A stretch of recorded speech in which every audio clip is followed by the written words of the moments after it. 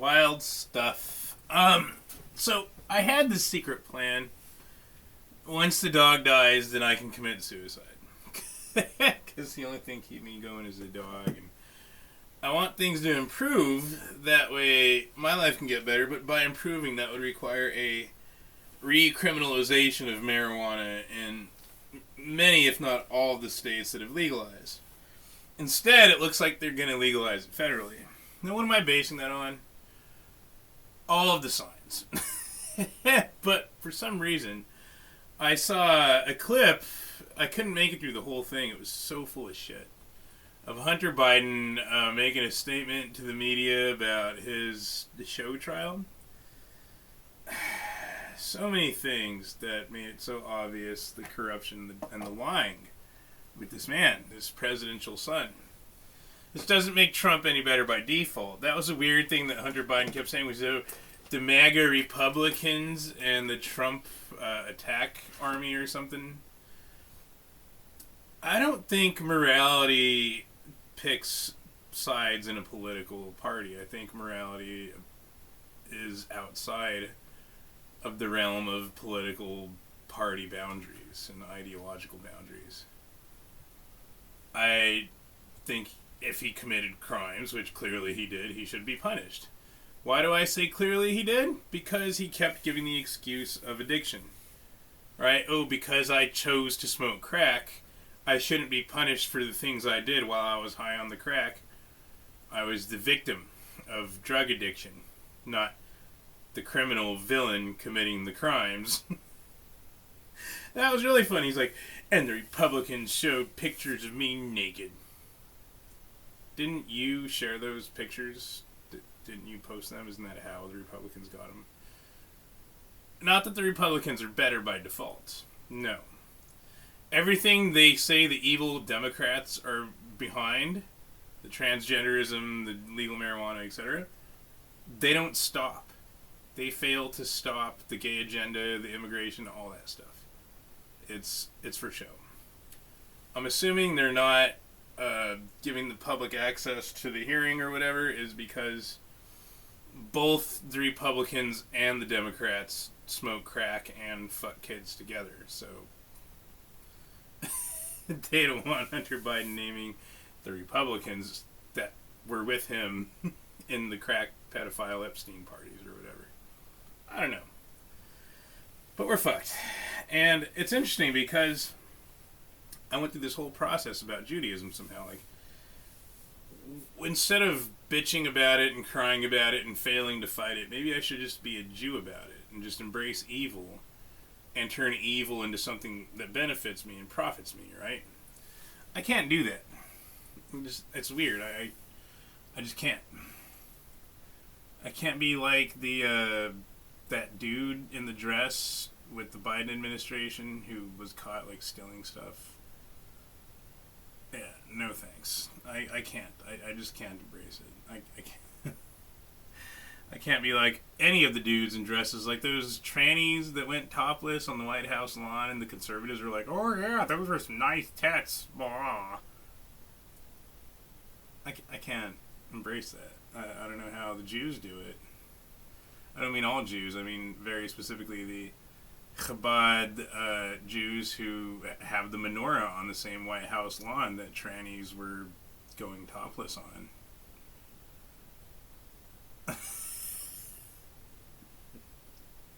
What a wild time to be alive, huh? And yes, it was interesting that he painted the victim, depicted himself as a villain because of drug addiction, while they're pushing marijuana that will increase drug addiction.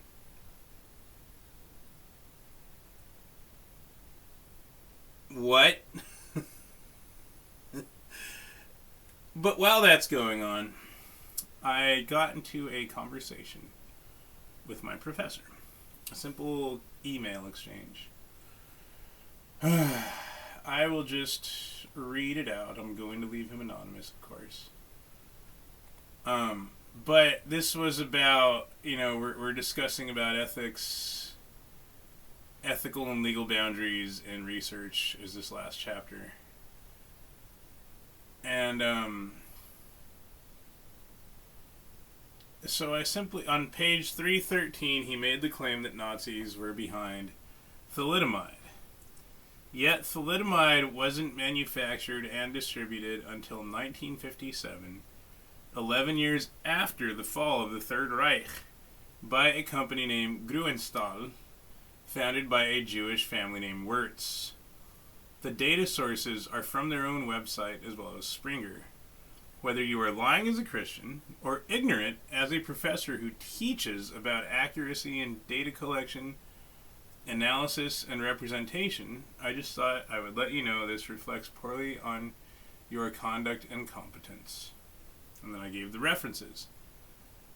One is to Springer, which is very, very well known. And the other one is to the Grünenthal website themselves. Now, when I click that website, it gives me, the Google automatically says, this is in German, would you like it in English? And you click the button and it automatically translates it to English. His response was, the links are to sites that are not in our course. And then he sent me another one. Hi Gabriel, the link you sent leads to a site using German language. I'm not able to read that. But you can click to translate it to English. Google automatically did it for me. Here is a link to an English language source that has some applicable information. And so I clicked that link, but here's his description. It was part of Hitler's chemical weapons program. Thalidomide was developed by the Nazis. According to ndtv.com. In particular, notice this statement, thalidomide, the morning sickness drug which caused many women to give birth to deformed babies, was first developed by the Nazis under Adolf Hitler as part of their chemical weapons program, according to a new study. It was earlier thought to have been invented in the 1950s by German firm Chemie Grünenthal before its use by pregnant women worldwide from 1957 to 1961, leading to the birth of 10,000 babies in Europe and Africa with deformities. Now a team has claimed that thalidomide was tested on prisoners at concentration camps in Germany by the Nazis to determine whether it could act as an antidote to nerve gas in case of chemical warfare. I added the highlighting to help emphasize relevant content. I am forwarding your email to my supervisor for her to review your comment, whether you are lying as a Christian or ignorant as a professor who teaches about accuracy in data collection, analysis, and representation. I just thought I would let you know that this reflects poorly on your conduct and competence. So I'm probably in trouble just for seeking the truth. Now this is a very not quite strange experience to me. It would be a strange experience, except that I've had this experience a lot with Christians where you catch them lying. And so you say, wait, no, that's not true what you just said. See, you just taught me about verifying the truth, and this doesn't even match the standards you had me meet in order to pass these classes. You're not even holding yourself to your own standards of, accountability and verifiability and things like that, right? And so I simply replied, my Google Chrome automatically gave me the option to translate to English with a click. Just read the rest of the email. I apologize. That wasn't intended to come off as disrespectful, just honest, because I've gotten in trouble with this university for being honest, and they said, we don't care if it's truth, and if you're right, it's offensive. It's not politically correct to question the Holocaust. I'm not denying the Holocaust. It happened. I'm simply pointing out that thalidomide wasn't a Nazi invention. It could have been. If I'm wrong, I'm wrong. But, this guy hasn't given me adequate evidence to change my opinion. And I sent him why. Yeah, so here's why his response doesn't meet his own criteria for data verifiability, data verification validity. Just read the rest of the email. I apologize. That wasn't intended to come off as disrespectful, just honest. But for the link you sent, this violates all the standards you held me to this entire course in terms of bad data, critical thinking, etc. Starting with the .com site and words as claimed and appears rather than proven. Again, this appears to be falsified by all the methods and measures you've taught me, with no disrespect or offense intended. If it is not dishonesty or absence of critical thinking, what explains this? And his response was, Gabriel, I'm going to decline further investigation into your linked information, and will stay with other information such as the information I sent to you. The important concept to get from this sentence on page 313 in the textbook, to which you referred, is the fact that inappropriate, questionable, and unethical research practices have occurred in the past, which, he did a spelling error, which I think he meant to say had made, but made it one word, made clear the need for ethical formation standards for research. You'll see more about ethical and legal developments beginning on that page through the next few pages in the research textbook. Yeah, I already read those pages, but he's violating his own ethical boundaries by lying or choosing ignorance, as in specifically to not further investigate his own data sources that he's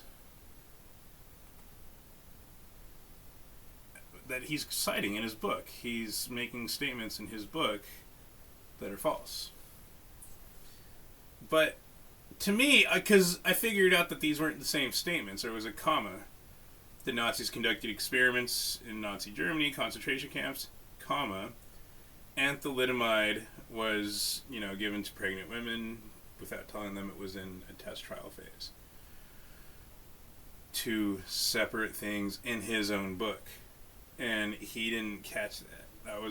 When I figured out that I made a mistake, I was like, you know what?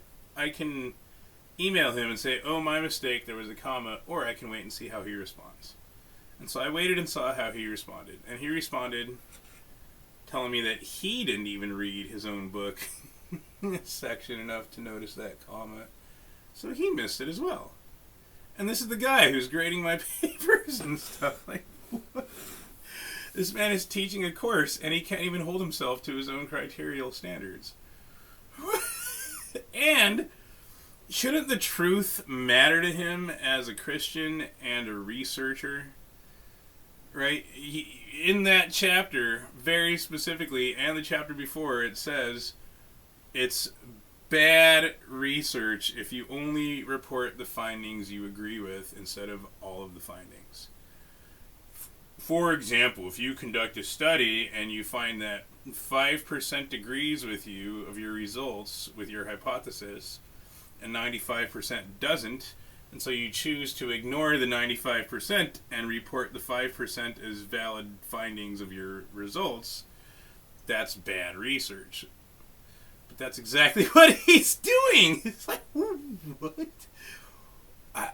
I'm so confused here. Is he does not want to lie because he's so heavily indoctrinated about the Holocaust and World War II that his brain refuses to think that the Nazis could have been good? Not all the Nazis, nor all the Jews. There's no such thing as one side of a war that's all good people. There's good and bad people on both sides, all sides, etc. There's good and bad Muslims, there's good and bad Jews, there's good and bad Christians, there's good and bad atheists, so forth and so on. Blacks, whites, damn near any group label. Not all of them. I don't want to succumb to vague overgeneralizations. But is it that heavy indoctrination that makes him not allow himself to even see the truth? Or is it that he knows if he pushes that too far, it could hurt him financially, etc.? Which, the implication there is the Jews control the money in the banks. And so you have to lie about the Holocaust in order to get ahead. No, I'm not a Holocaust denier. It happened. It wasn't 6 million. And some of the things were false, and both Jews and non-Jews are lying about World War II.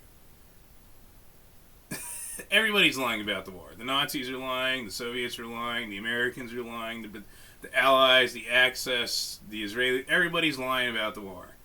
Nobody's telling the truth.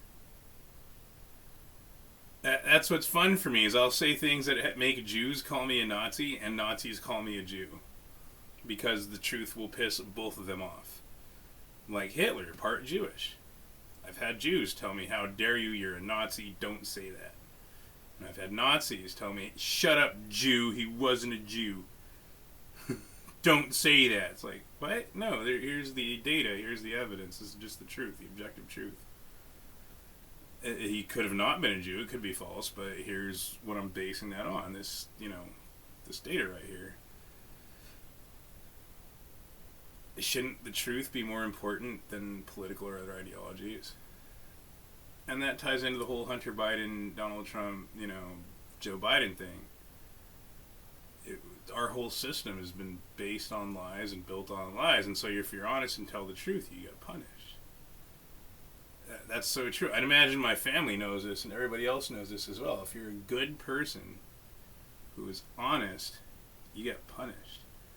Lying is rewarded in the United States, in our culture, etc. Deception, manipulation, unethical behavior. It's so rewarded that this Christian conservative from Texas, he is not just displaying cognitive dissonance, he is deliberately choosing to not seek the truth when confronted with the fact that his beliefs could be false. Which completely contradicts the entire course he just taught me. We're fucked. We've probably been fucked for a long time, but I think things are going to get worse. So my suicide plan, hopefully it doesn't come to that.